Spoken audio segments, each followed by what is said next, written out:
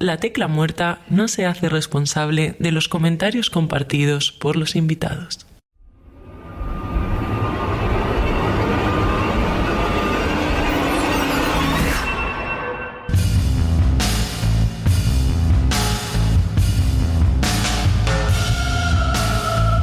Bienvenidos.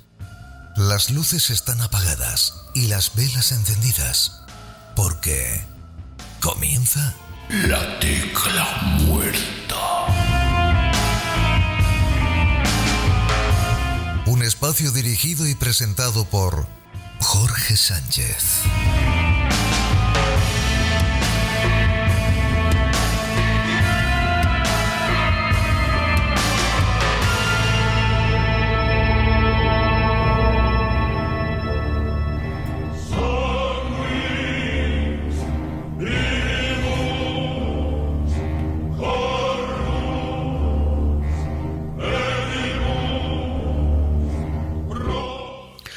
El diablo, Lucifer, el arcángel rebelde y todo lo que le envuelve siempre ha generado un interés, un morbo y una curiosidad entre la sociedad como pocas cosas lo han hecho a lo largo de nuestra historia.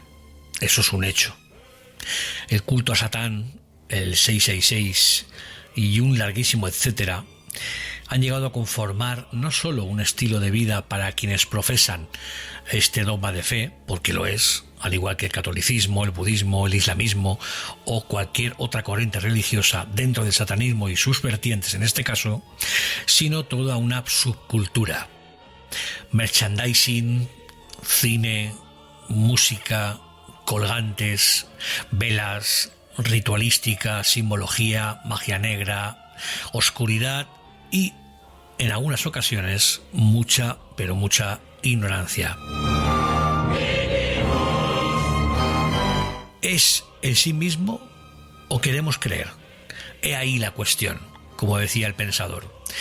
Pero tranquilos que no vamos a hacer un programa sobre todo ello. Sería demasiado largo y no soy la persona indicada, porque hay compañeros que tienen mucho más conocimiento que un servidor y no es la línea editorial que seguimos aquí. Lo que nos trae esta semana aquí a La Tecla Muerta, en este caso, es tratar de desmenuzar el último trabajo de nuestro querido compañero Luis Martínez Vallés. Su título y su número es 666, de la editorial Dilatando Mentes. ¿Qué tal, Luis? ¿Cómo estás? Bueno, pues de nuevo encantado de estar en La Tecla Muerta contigo, Jorge, y oye, darte las gracias lo primero por abrirme las puertas y dejarme pasar. No, las puertas estaban ya siempre abiertas, además con mucho gusto, porque no solemos hacer doblete, pero en tu caso, tío, y no es por dorar píldora a nadie, la verdad es que has vuelto a conseguirlo. A mí me gustan mucho los libros que sueles publicar porque desmenuzas muy bien. Este es el segundo trabajo tuyo que trata sobre un film. Ya hicimos lo propio con el anterior libro, que El poder de Cristo te obliga, y este libro pues no iba a ser menos, porque dedicar un trabajo a este peliculón de Omen, La Profecía, y titularlo además con ese título vaga redundancia más, en fin, no tópico, pero sí muy popular, que es, y su número es 666, que se ha hablado mucho, tú lo sabes, que esto del 666, que tiene hasta su propia fobia, luego entraremos en eso, no ha dejado nunca indiferente a nadie, siempre ha atraído mucho a la gente, ese morbo sobre el satanismo, sobre todo lo que hay detrás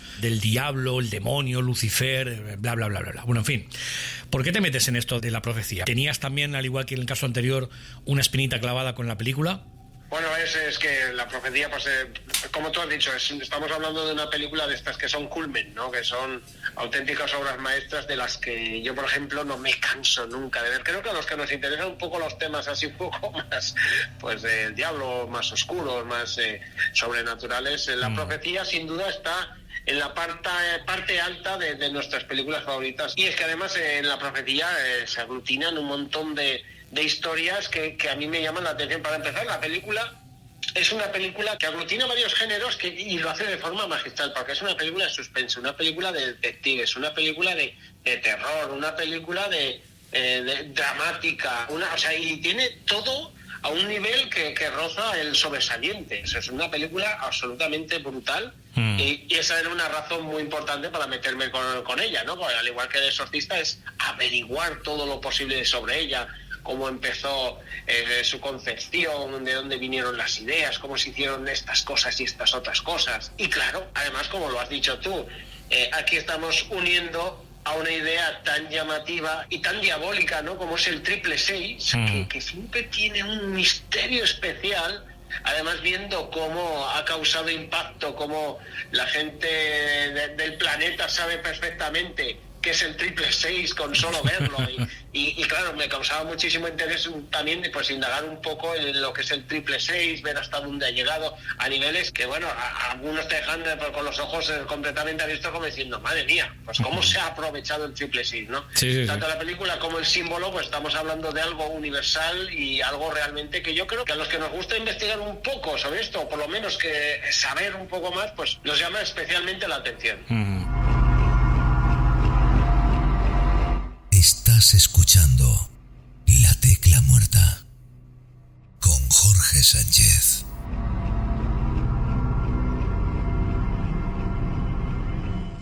Además, si desmenuzamos un poquito el índice, si te parece, valga la redundancia de nuevo, lo has desmenuzado muy bien, porque tocas prácticamente todo. El comienzo, intérpretes, fotografía, banda sonora, efectos especiales, montaje, supuesta maldición en España, el fenómeno como lo tiene aquí en nuestro país, conclusiones, secuelas. Luego tocas también el porqué cultural que hablamos del 666.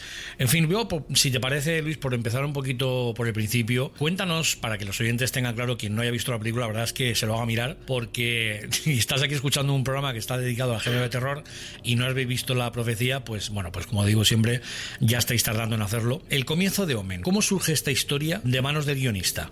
Para empezar, habría que detenerse un poco en la figura de Harvey Bernard, el productor de todas estas películas de La Profecía, que es un poco el que mueve los primeros engranajes. Porque un amigo, fíjate, muchas veces las ideas vienen de los momentos más insospechados, ¿no? Un amigo le dice, oye, ¿te imaginas que a lo mejor, igual que como dicen en el Apocalipsis, pues el diablo volviese a la tierra y fuese un niño? Y ya todo esto, claro, de repente le explotó en la cabeza y él dijo, ojo, lo que hay aquí, si lo desarrollamos un poco, ¿no? Aquí es donde contrata a David Seltzer. Hombre, hay muchos pasos intermedios que yo voy desglosando en el libro, pero bueno, un poco a grosso modo, pues eso, contrata a David Seltzer, que bueno, pues empieza a indagar un poco en lo que es la Biblia, el Apocalipsis, las revelaciones, y empieza a ver que hay una posibilidad importante de hacer una historia muy llamativa y realmente sobrecogedora, ¿no? Y aprovechando todo aquello que el Apocalipsis ponía, el 666, multitud de cosas que hoy en día decimos cualquiera, wow, me hubiera encantado a mí como novelista que se me hubiese ocurrido una historia así, ¿no? Tan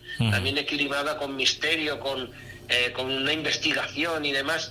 Y un poco empieza ahí, luego sí que ya pues entra la figura de Richard Donner, que es esencial, no solo para la propia dirección de la película, sino para que la película se realice.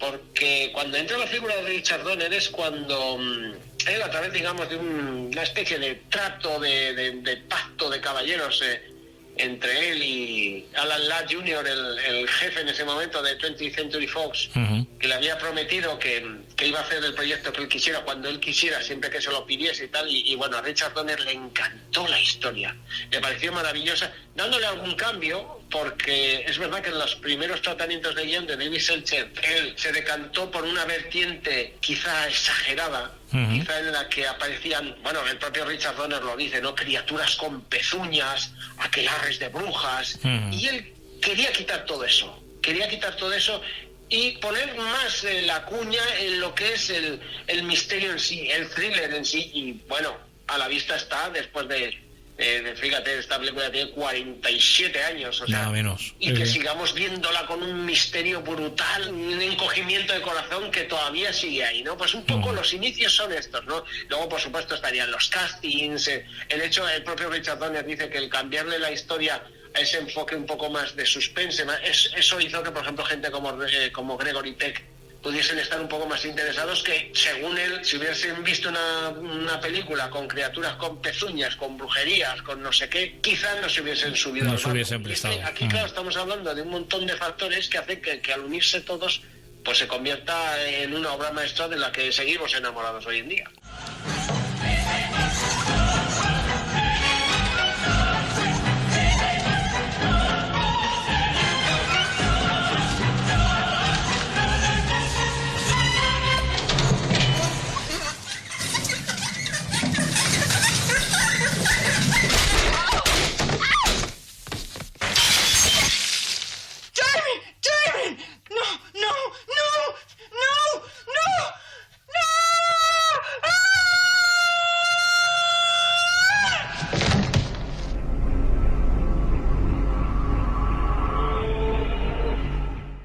Sí, porque precisamente has puesto el dedo en la llaga en cuanto al reparto, porque es cierto que Gregory Peck precisamente no es un actor, o no era un actor que el público, en este caso el gran público estadounidense, vinculara con el terror. Y creo que a partir de esta película, él, en su vida, en su carrera, se marcaron un antes y un después en ese sentido. Pues sí, porque además hay que decir que, claro, Gregory Peck viene de un momento realmente brutal en su vida, con la reciente pérdida de su hijo, que se había suicidado. A mí siempre me ha parecido uno de los, no sé cómo decirlo, de los movimientos más valientes a la hora de un intérprete, el acercarse al papel de Richard Thorne por parte de Gregory Peck, que recordemos que en la película es un padre afligido que acaba de perder a su hijo y que por no hacer sufrir a su mujer, pues coge otro niño que le ofrecen justo allí en el hospital italiano, y bueno, todo eso pues deriva en lo que... Claro, pero es que Gregory Peck venía también de perder a su hijo, ¿no? Y aún así da el paso. Y además de una forma que no había hecho hasta ese momento, que es participando con un porcentaje en los beneficios, lo que hizo que ganase bastante dinero, porque la película fue bastante bien en taquilla, desde luego salvó la Fox, o por lo menos nos dio la Fox que luego trajo tantos éxitos.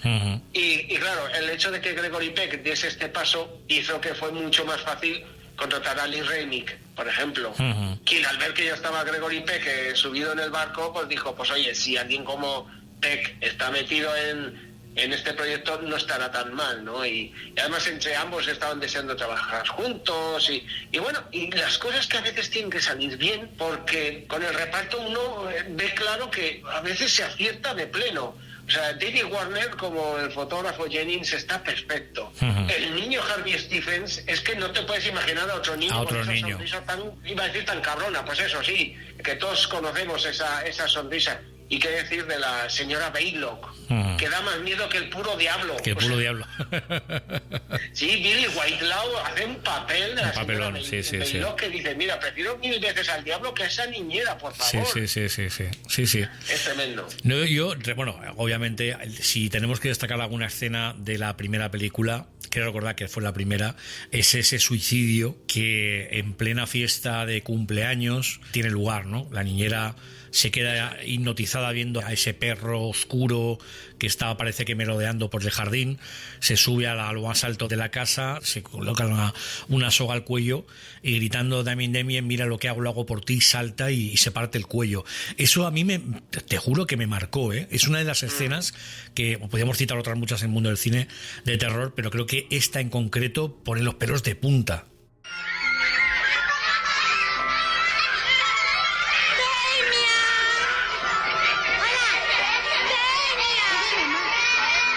Damian, mírame.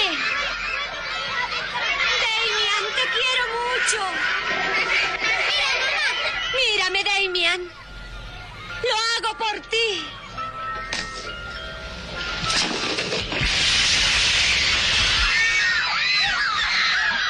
Dios mío.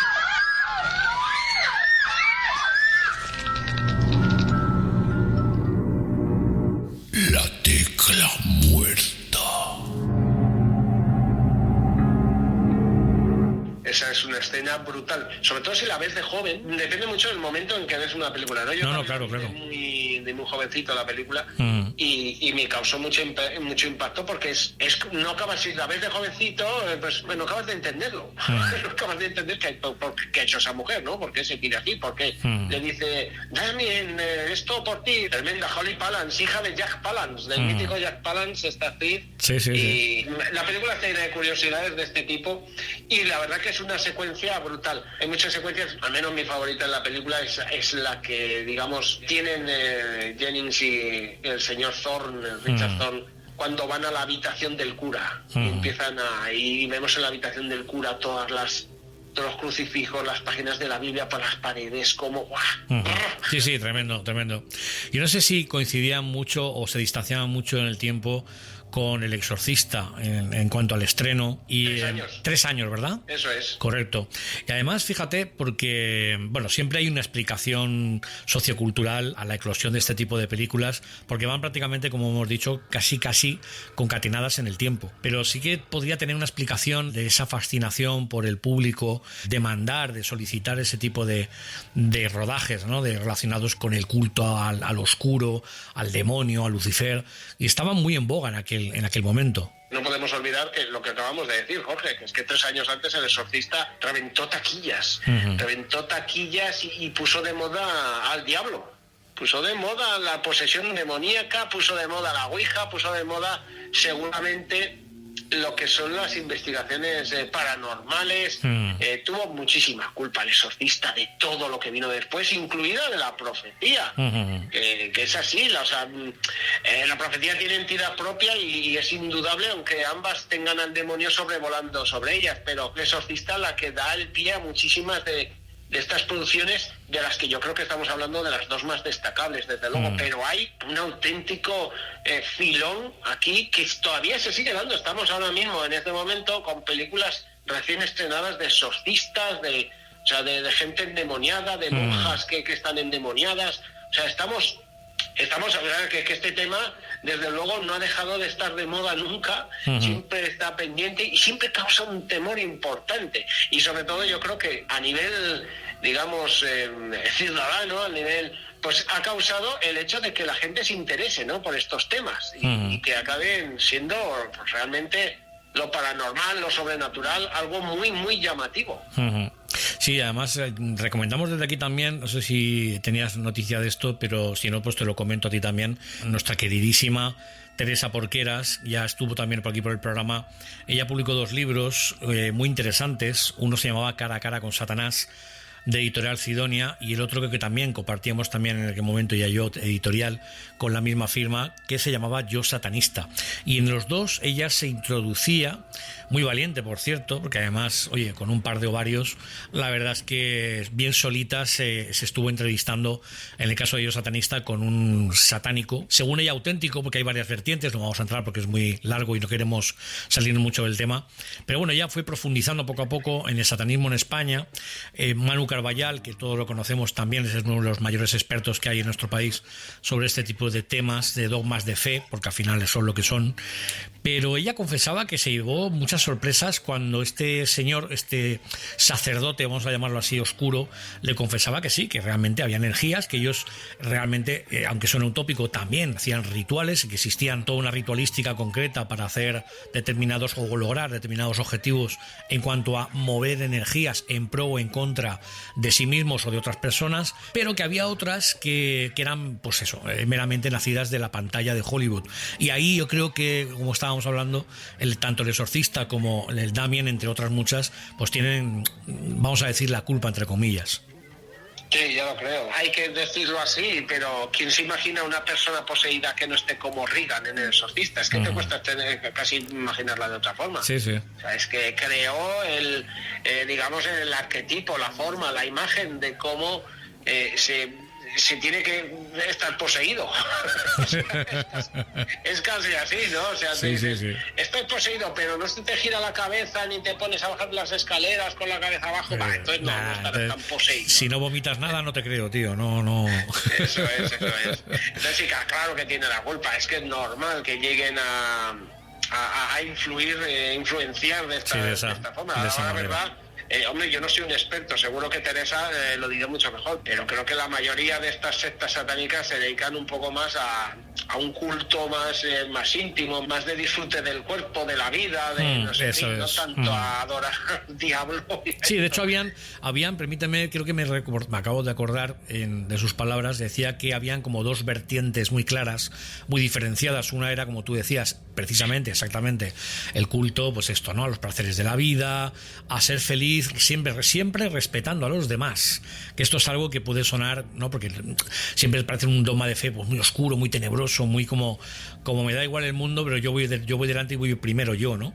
Y ese egocentrismo que ha identificado al satanismo, pero parece ser que es un error cultural, dicho por este sacerdote que hablaba con ella, ¿no?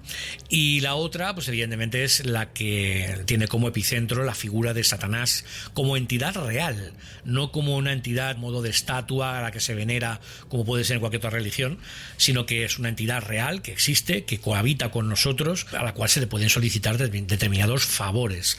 Pero bueno, es un tema, como te decía, que no quiero entrar demasiado, pero lo dejamos ahí un poquito también para que tengas tú, si queréis echar un vistazo a sus dos trabajos, que son la verdad increíbles, porque son diálogos en primera persona hablando con este caballero, y la verdad es que te deja también con los pelos de punta.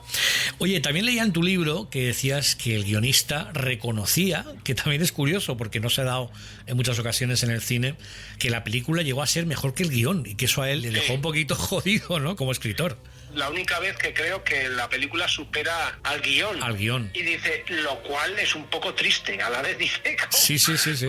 Como diciendo, qué poca, o sea, que las películas no superen a la historia en sí, pues cuando tienen, pues eso, la música, tienen las interpretaciones y todo, pues debería ser algo más común. Pero eso es lo que dice David Seltzer. Es verdad que yo, además, en el libro, como he hecho una comparación con la novelización que él sacó, de la que vendió miles de copias, por cierto, que se hizo de oro con la novelización de la profecía, porque los derechos de la novelización se los quedó él en exclusiva. Entonces se hizo de oro. Y bueno, pues he ido comparando la novelización con la película en las escenas y hay datos realmente curiosos. La película y la historia acaba por ser mucho más enriquecedora si te acercas un poco al análisis que he hecho yo en la historia. Si te gusta la profecía, desde luego, pues lo vas a disfrutar. Se nota además que David Seltzer, está muy orgulloso de la profecía y que, en cierto modo, todos los que están alrededor de esta primera película de la profecía creen que fue algo especial, ¿no? El productor, los intérpretes, el propio Richard Donner, que fíjate qué director estamos hablando, Richard Donner, que hizo Superman, que hizo Los Goonies, que hizo Arma Letal, y sin embargo la profecía tenía algo especial. Es una película, yo 47 años, humildemente aquí he estado yo escribiendo un libro sobre una película de 47 años, o sea, y por lo que he averiguado se sigue hablando de ella constantemente. Padre mío, Señor del silencio, Supremo Dios de la desolación, a quien la humanidad todavía se niega a aceptar, da fuerzas a mi propósito de salvar al mundo de una segunda prueba de Jesucristo y de su podrida religión mundana. Han sido necesarios 2000 años. Muéstrale al hombre a cambio los embelesos de tu reino. Inculca en él la grandeza de la melancolía, la divinidad de la soledad, la pureza del mal, el paraíso del dolor. Una imaginación pervertida ha alimentado en el hombre la mentira de que el infierno se encierra en las entrañas de la tierra. No hay más que un infierno, la pesada monotonía de la existencia humana. Y solo hay un cielo, el éxtasis del reino de mi Padre. Nazareno charlatán, ¿qué puedes ofrecerle a la humanidad? Desde el mismo día que saliste del bostezante vientre de una mujer, no has hecho nada más que ahogar los deseos de superación del hombre en un diluvio de moralidades santurronas. Has inflamado la tierna mente de la juventud con tu repelente dogma del pecado original. Y ahora estás dispuesto a negarle la última alegría que existe después de la muerte, destruyéndome a mí. Pero fallarás, Nazareno, como siempre has fallado.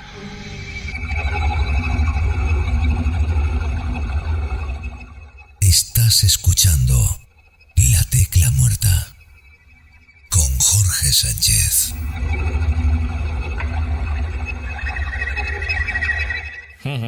Sí, es tremendo. Pasa lo mismo un poco, no voy a hacer comparaciones odiosas, nunca mejor dicho, pero con cualquier saga, ¿no? O con cualquier secuela que luego queda en el cine, como la secuela de Freddy Krueger o Viernes 13. En fin, son películas que al final, pues eso, marcan un hito, marcan un antes y un después en el 35 milímetros, pero bueno, en el caso de La Profecía, pues hablamos de una referencia en toda regla. Y bueno, hablabas del montaje, como decíamos, de la banda sonora, de las secuelas. Pero, ¿qué me dices de La Maldición? Porque creo que a casi todo el mundo que nos está escuchando llama a los morbosos, porque yo me incluyo, al final todos pecamos un poquito de eso. Pero, ¿qué sucede con esto de La Maldición que aparece después? Bueno, a la hora, verdad, estas películas ya pasó con El Exorcista, ¿no? Que cualquier incidente un poco que se salga del aspecto un poco, pero no es más que un poco florituras, porque la verdad, ya incluso en El Exorcista lo decía, ¿no? Mi anterior película, que era una comedia, un carpintero se había cortado un dedo, y aquello no se vio como una maldición, se había cortado un dedo el tío. Sí.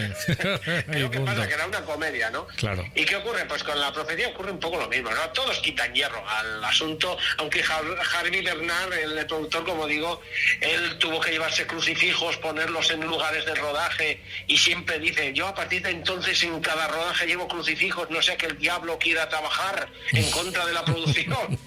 Bueno, es un poco exagerado, pero es verdad que pasaron cosas llamativas. Tuvieron varios problemas con aviones y con rayos que caían en los aviones. El propio David Seltzer, Gregory Peck, que se libraron incluso de un atentado de Lira por casualidad.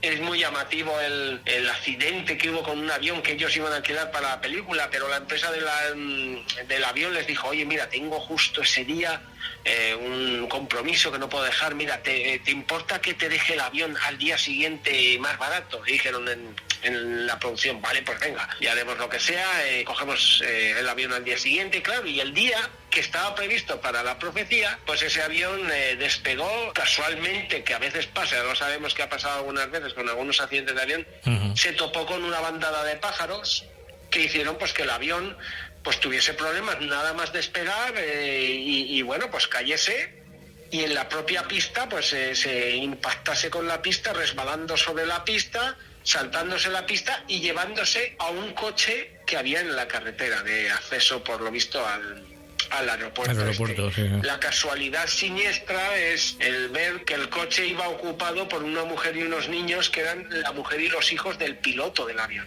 Vaya tela. Claro, y es algo que te deja como diciendo, ahí va. O sea, es una casualidad siniestra, oscura, que dices, es tan horrible, ver esta situación que dices, joder, tiene que estar el diablo detrás, ¿no?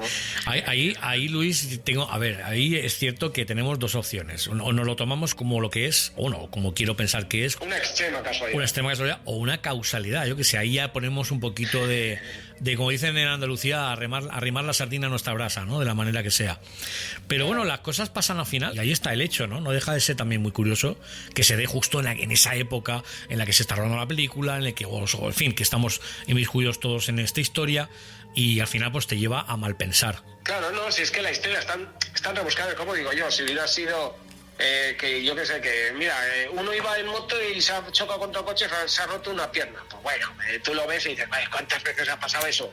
En mi pueblo todos los veranos hay 7 chavales que se rompen una pierna por ir con la moto. Entonces tampoco hay que darle pero claro, cuando dices, mira qué historia, es justo el avión que iban a coger en la película, que claro, no lo cogieron y seguramente pues el diablo ya lo había, digamos, embrujado, ¿no? Y ese día tenía que pasar una catástrofe. Si hubiera estado trabajando para la película, hubiera pasado otra catástrofe, lo que sea. Sí, bueno, también, al final estas cosas...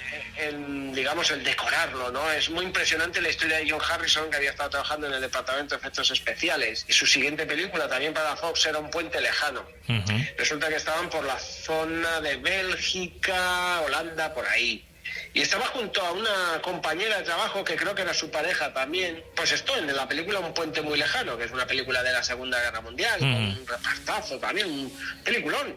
Pero ellos acaban de salir de La Profecía y casualmente tuvieron un accidente horrible, porque iban detrás de un camión, de un vehículo grande, que perdió una rueda, y esta rueda, digamos, fue hacia atrás a una velocidad brutal, impactó contra ellos, atravesó el coche de una forma aniquiladora. Madre mía. Por la zona, digamos, del asiento del copiloto donde iba esta chica, a la que reventó. La tecla muerta. imaginémonos una rueda de camión, pues a toda velocidad, pues son muchos kilos. Bueno, Madre pues mía. la reventó. Sí. Dicen que John Harrison, cuando pues se bajó del coche, estaba en la carretera y vio que había un cartel allí que ponía, unos dicen Lieja, la ciudad de Lieja, y otros dicen una ciudad llamada Omen, con 2 M's, casi como el título Casi de la como el título de la película. Vaya tela. Y que ponía que estaba esa ciudad a 66,6 kilómetros. Vaya hombre. Si esto es así, Sí, si sí, esto es sí. fehaciente así, que yo lo he leído en varios sitios, como digo, hasta incluso con nombres de ciudades diferentes. Yo lo dejo todo plasmado en el libro y luego ya el que lo lee, el que lo escucha, el lector, claro. el que sabe la historia, Jorge, pues ya tiene que poner un poco de sí mismo para decir, oye, ¿esto es el diablo o es una casualidad puñetera?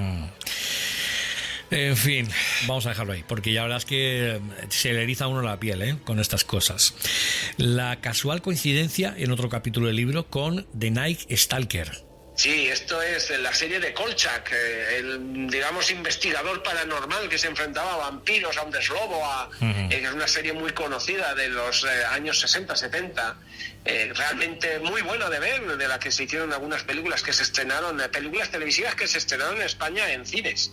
Es bastante curioso que hay un capítulo que se llama La plataforma del diablo, que me encontré por casualidad, pues investigando para la película, me encontré con casualidad el estudio de una persona que había comparado este capítulo, realizado antes que La Profecía, con lo que es la trilogía primera de La Profecía, y era una casualidad tras otra de que podías casi resumir la trilogía con lo que se veía en ese capítulo.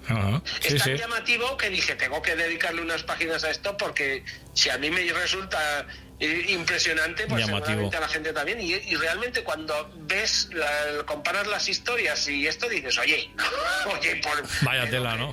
Sí, porque coincide tanto, ¿no? Es muy, muy llamativo. Sí. Luego hablas de las secuelas literarias. Esto es algo que me llamó mucho la atención, muchísimo. Y es que había 2 secuelas literarias, el capítulo 4 y capítulo 5, que venían después del final de Damien, después de la tercera parte de Graham Baker, que claro, continuaban la historia del hijo de Damien, porque recordemos que Damien, antes de morir, ensartado por la daga digamos, de la mujer, de la periodista, resulta que, claro, han estado juntos y en principio, hombre, no en la película, no te lo dicen, pero como han tenido relaciones sexuales, podría estar perfectamente embarazada ella. Y estos libros, pues digamos, siguen esa historia, con el supuesto hijo de Damien, que hereda todo, que también pues tiene sus distintas historias con pues con lo demoníaco y tal, con gente que lo investiga y tal. Dicen que, bueno, son secuelas, yo no pude leerlas, pero sí que investigué sobre ellas, vi algunas reseñas y demás, y bueno, dicen que están desequilibradas un poco, pero que tienen aspectos interesantes, pero aún así parece que se quedan un poco cojas. A mí me parecen bastante llamativo el hecho de que se publicasen estas secuelas literarias, de las que yo apenas sabía nada. He indagado en ellas todo lo que he podido, entonces la gente que se acerque al libro, pues por lo menos se enterará de qué van y un poco qué tipo de opiniones suscitaron. Porque después tengo entendido que, porque yo, como has dicho tú, no la he visto, hubo una serie en la NBC y tú también tocas esto en el libro. Nada, es una serie que picoteaba un poco, digamos, el hecho de tirar del propio tirón de La Profecía, pero en realidad el propio Richard Donner, al que, digamos, medio engañaron, dice, para que apareciese su nombre por ahí, pues ya dice que es una serie que es más casi un expediente X, donde se investigan distintos casos de poltergeist y demás, que tenga que ver con la película. Otra cosa es la serie Damian, la que se hizo hace unos pocos años, 5 o 6 años, que esa sí que tiene que ver mucho más con La Profecía, y es una buena serie de la que solo se hizo una temporada y que empalma los sucesos desde la primera película, desde The Omen, desde La Profecía, olvidándose de la maldición de Damian y del final de Damian. Oye, ¿y por qué? Porque, bueno, tendrá su explicación, obviamente, yo desconozco este dato, pero citas en un capítulo, concretamente en la página 215, a la mítica serie que creo que te hemos visto todos, South Park. Sí, porque Damian es un personaje de South Park. Tiene un capítulo donde es bastante protagonista, que es el que destaco yo en el libro, pero es un personaje al que de vez en cuando ves en South Park. No tiene historias profundas ni tiene importancia muchas veces, pero de vez en cuando ves a Damian en South Park. Eso, vaya tela. Es que es divertido, que sí que, digamos, lo metiesen ahí y claro, y hasta pusieron una música parecida a la de Satani para que te recuerde perfectamente al Damian de la profecía. Al personaje, sí. Usted decía que el 666, porque luego tú profundizas al final del libro en todo lo que tiene que ver con la parte cultural en el culto a este 666, ¿no? Y decíamos que tenía su propia fobia, a ver si lo digo bien, que se dice triexafobia, es que tiene tela. Yo, ¿sabes qué? Te doy las gracias de que lo hayas intentado.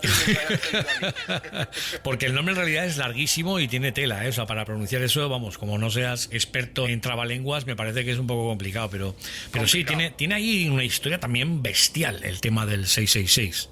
Es increíble. A niveles no solo culturales, sino a niveles históricos, a niveles matemáticos, a niveles de ocultación, ¿no? Porque mucha gente que ve relación en distintos nombres de la historia con el 666, en distintos productos, distintos personajes, programas informáticos, bebidas energéticas, películas, por supuesto, en viajes de avión, en viajes de autobús. El 666, hemos tenido sectas que se tatuaban el 666, tantísimas cosas. Yo he llegado a niveles de quedarme totalmente alucinado de la gente como se ha preocupado de ver que como cierta combinación de números al cubo te puede dar el 6, como ciertas letras en hebreo, si tú las traspolas a lo que valen según la valoración que se les da, también te da el 666.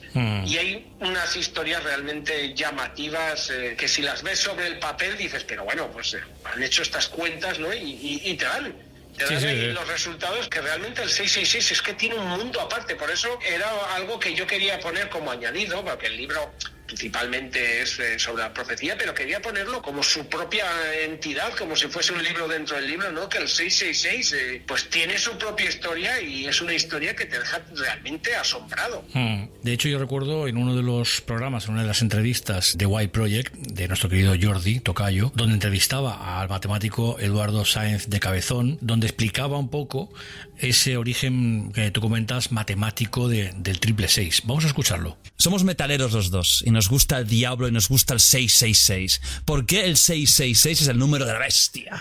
El 666 se discute, ¿eh? Últimamente está en discusión. ¡Ojo! Ojo, cuidado, salta la sorpresa. La ilusión. Salta la sorpresa. El 666 tiene que ver con el idioma hebreo, con el idioma griego, perdón. Porque la Biblia, el Antiguo Testamento y el Nuevo Testamento, originalmente el Antiguo Testamento estaba escrito en hebreo, pero la primera copia, la copia más antigua que se tiene es en griego, se llama la Biblia de los 70, la Septuaginta. Los hebreos tienen una disciplina, vamos a decirlo así, que se llama la gematría, que tiene que ver con la cábala. Son traducciones de palabras y letras en números. Le dan sus valores distintos a las letras y eso tiene un valor numérico. Entonces hacen interpretaciones, igual que hay gente que interpreta con el tarot o con otras cosas, pues bueno, ellos encuentran esa sistematización ahí. Que lo hicieron un poco de forma arbitraria. Bueno, sí. En ese momento le dieron valores. Le dieron sus valores y hay toda una tradición que interpreta todo eso, ¿no? La gematría o la cábala.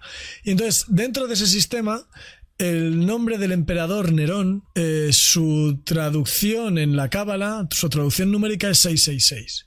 Y Nerón, en aquella época, esto se ha discutido luego después por la historia, pero es dentro de los que perseguían a los cristianos, eran de los emperadores que hacía persecución a los cristianos. Está aquello de que los echaban a los leones y todo eso en el circo romano, ¿no?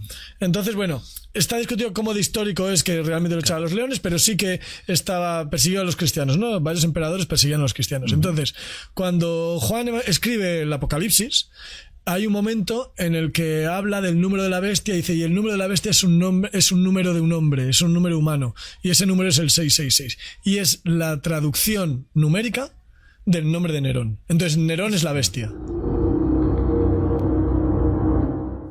Como decía, muy interesante aquella entrevista del canal de Jordi de White Project. Para los que no lo escuchéis y no tengáis noticia de él, bueno, pues ya estáis tardando, como digo siempre, en acercaros a su canal de YouTube de White Project, porque no os va a dejar indiferentes.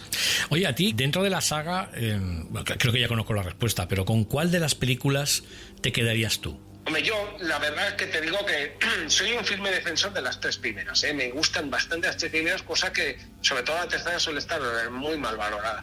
Pero desde luego La Profecía es una de las películas de mi vida. O sea, es una película que yo veo al menos al año una vez. Siempre que la veo yo como novelista, como escritor de ensayos, siempre digo, qué historia, qué bien, no por lo que te cuenta, pero qué bien equilibrada está, cómo te mantiene todo el rato atrapado. ¿Cómo es posible que yo haya visto esta película, yo que sé, más de 25 o 30 veces y siempre me mantenga atrapado, ¿no? Y siempre me parece asombrosa la investigación, los viajes que se dan en ello, el tema de las dagas, los personajes, ¿cómo es posible? Pues porque es una concatenación de factores realmente asombrosa, buenísima. Es que La profecía para mí es una obra maestra. Sí, sin duda. Pero La maldición de Damien y el final de Damien para mí también son muy buenas películas. Yo las valoro muy bien, pero es verdad que suelen llevarse algún bofetón porque... ¿Qué ocurre con secuelas? Pues que inevitablemente, si las comparas con lo que es la obra maestra de la película primigenia, pues salen perdedoras por todos sitios. Pero sigo diciendo que son películas muy disfrutables y para mí la trilogía en sí forman una historia realmente llamativa donde el viaje de Damien, siendo el hijo del diablo, pues es realmente asombroso y te quedas con ganas de más. Yo por lo menos siempre me he quedado con ganas de más. Sí. Bueno, hay un factor común y es así. No sé si será casualidad o será porque realmente se quiso seguir esa línea editorial, por llamarlo de alguna manera. Pero bueno, en El exorcista la protagonista es una niña. En La semilla del diablo, a fin y al cabo, quitando los dos personajes principales, el protagonista es el hijo del diablo, que es lo que se pretende en todo momento, que la protagonista Farrow quede embarazada para poder celebrar el nacimiento del hijo del diablo. Y en Damien también es un niño el personaje principal. Siempre es como la adoración a intentar o provocar de alguna manera que el hijo de Satanás, el hijo del diablo, pues deambule por la tierra de alguna manera. Bueno, es que, Jorge, tú fíjate que 3 ejemplos has puesto, ¿no? La mezcla de lo más malvado, de la entidad más maligna, ¿no? Según el universo de estas 3 películas, con la mezcla de la inocencia más pura, que es cuando eres un niño, una niña, cuando estás en época infantil, cuando tienes que confrontar, por ejemplo, como el personaje de Gregory Peck, tiene esa pelea interna, aun sabiendo que no es su hijo, aun sabiendo, pero ¿cómo voy a clavarle estos cuchillos a este niño? ¿Cómo voy a hacer esto?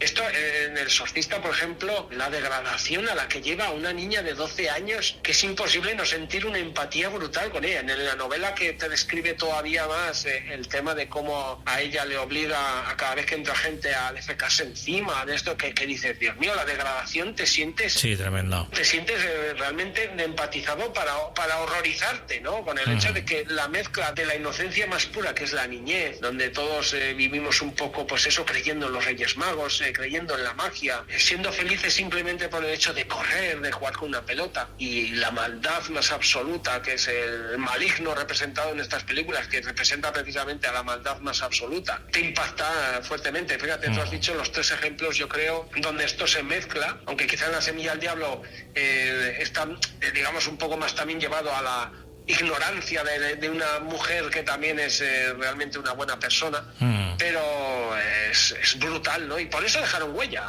porque mezclaron unos elementos bien mezclados, realmente llamativo.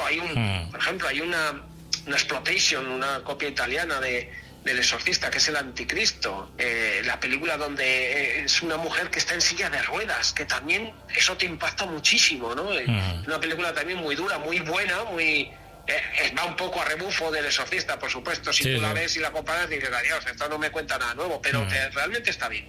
Y juega un poco también con eso, ¿no? Con el hecho de removerte por dentro, y esto te remueve por dentro. No es lo mismo ver a un tío de 50 años poseído que a una niña de 12. Sí, que a un niño. Ni de coña. Sí, al final siempre bueno, es como decía antes, tiene su explicación popular también, porque a nivel sociológico, pues parece que en ese boom cinematográfico se explota, en definitiva, la imagen de la inocencia, ¿no? Lo más malvado que pueda haber en la inocencia de la mirada de un niño.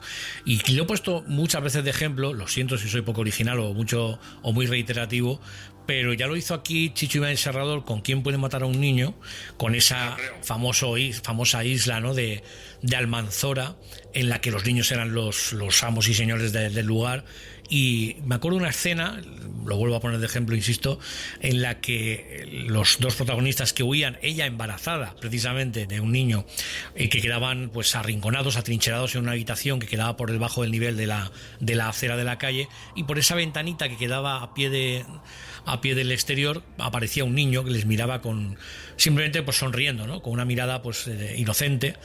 Y en el rodaje decían que le preguntaban a Chicho cómo había conseguido que el niño transmitiese esa maldad aun siendo un niño, y él decía, no, yo no hice nada, simplemente le dije que sonriera. Es el espectador el que ha puesto la maldad en esa sonrisa, sabiendo que el contexto de la película era el que era, ¿no? Contacta con nosotros a través de nuestro correo electrónico lateclamuerta@outlook.es, o si lo prefieres directamente a través de Instagram, Spotify o iVoox.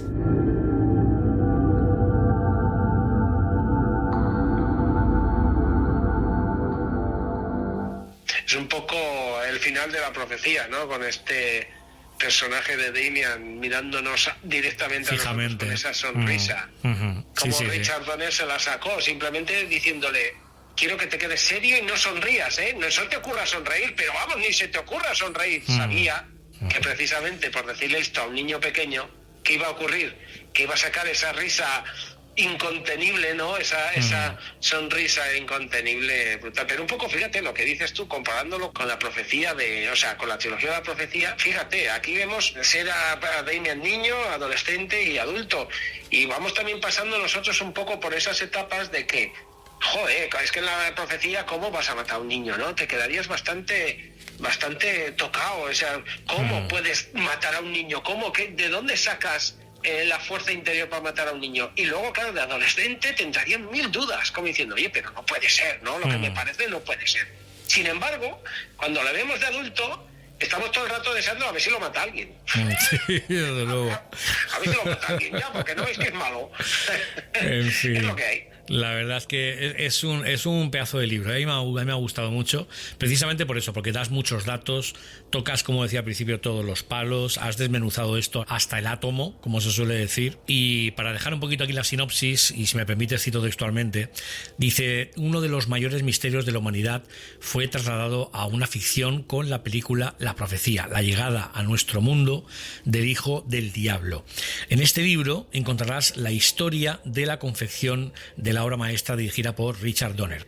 Desde sus inicios con el productor impresionado por la fuerza del tema hasta los diferentes problemas para llevarla adelante, pasando por la mítica música de Jerry Goldsmith y su inolvidable Ave Satani, las extraordinarias interpretaciones que en ella se encuentran, sin obviar las supuestas maldiciones asociadas a la producción, las polémicas y las críticas recibidas. Un viaje pormenorizado a través de La Profecía, sus secuelas, el remake, la serie, como hemos citado, y todo aquello que derivase de la misma. Bueno, pues desde aquí, obviamente, recomendar de la editorial Dilatando Mentes. La verdad es que la edición es muy chula.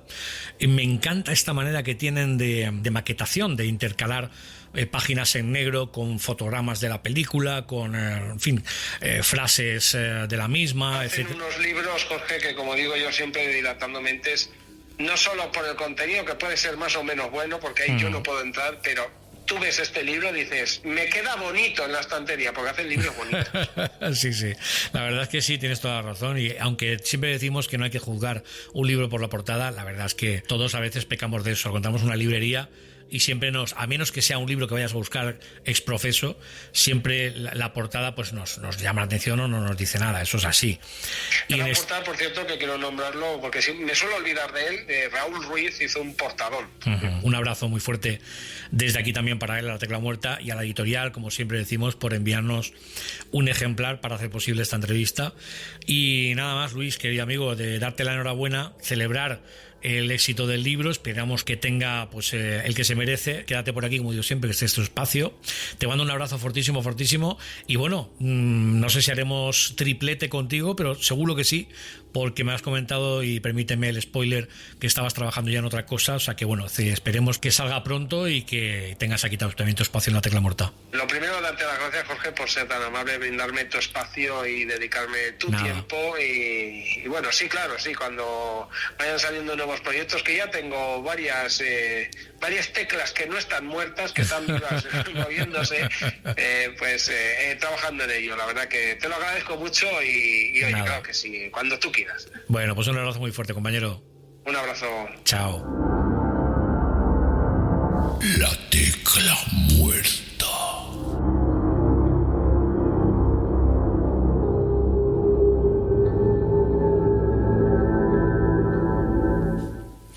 El culto y la fascinación por lo que no podemos explicar nos ha acompañado desde que bajamos del árbol, como quien dice, o salimos de la cueva.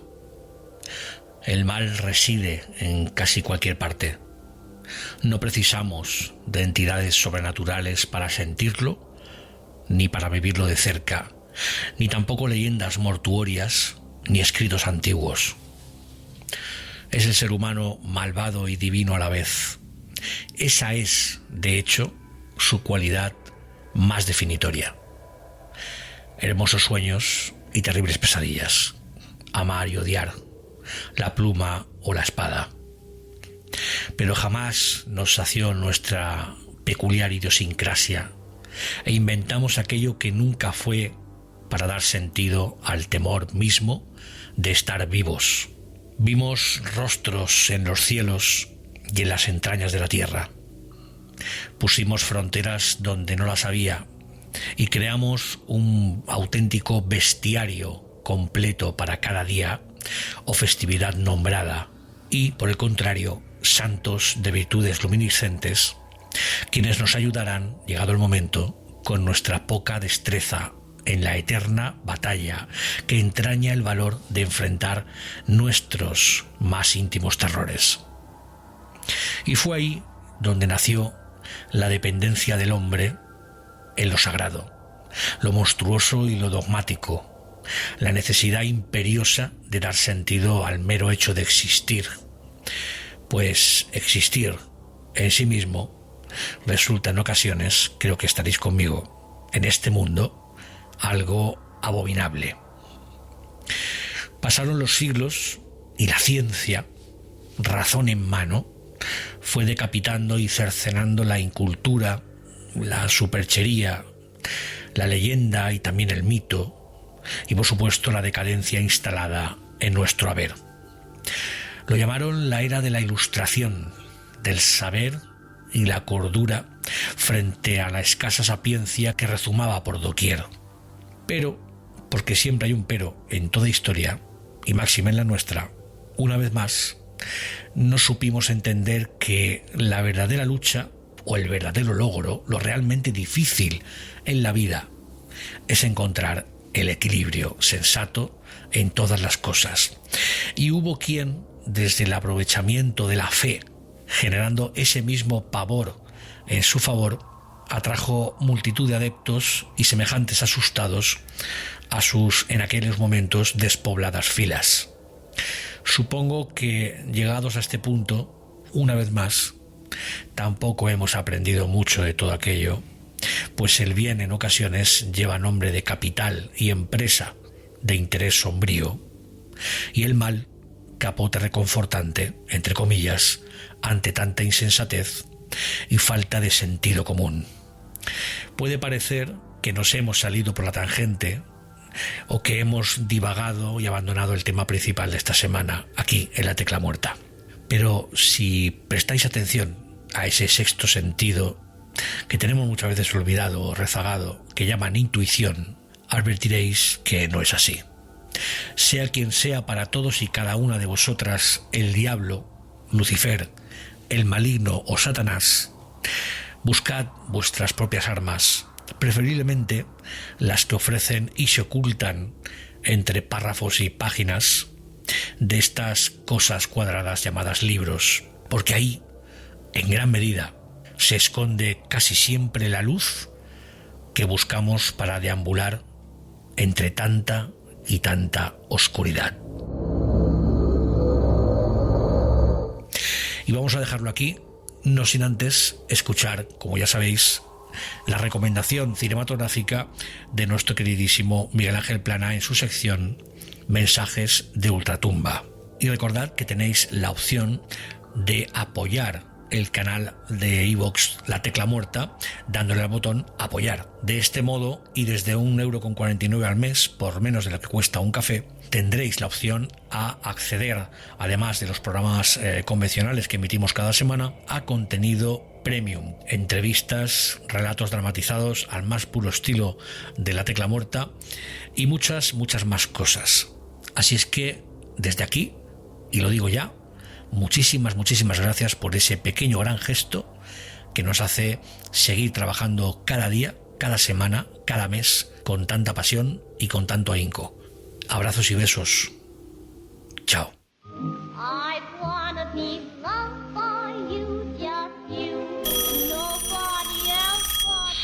¿Es que no oyes el maldito teléfono, jodido gordiflán del demonio?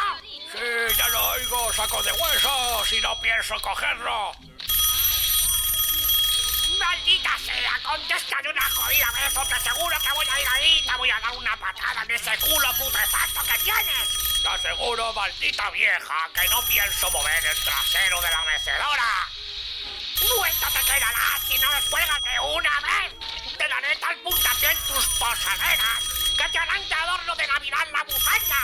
Saltará el contestador, ¿de acuerdo? Así que, ¿por qué no te callas y desapareces de una maldita vez? ¡Viejo ceboso! ¡Joder con la vieja!